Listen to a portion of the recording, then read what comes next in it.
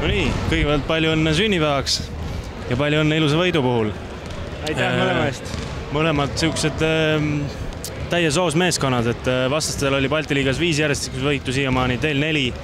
Nüüd teie jätkate, et mis täna erinevus oli meeskondade vahel? No ega siin suurt erinevust ei ole, väga närviline mäng oli. Seda oli näha ka saalis. Eks see kodusaali eelis ikkagist meile väikse eelise andis, muidu täitsa võrdsed võistkonnad ikkagist. Aivar Kuusmaa ütles peale mängu, et tema intervjuud ei taha anda, et oli natuke pettunud millegi pärast. Rääkis ka, mis nagu põhjustas selle? Ei tea.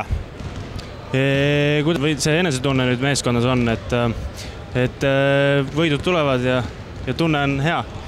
Kõige tähtsam on see, et nüüd on järgmine nädal on Rock ja Ventspils, et seal nüüd ärakukkumisi ei tuleks, et peame sama taset ikkagist edasi hoidma. Ja kuidas seda teha? Eks võistkonna sisekliima ja trenni. Selge, aitäh!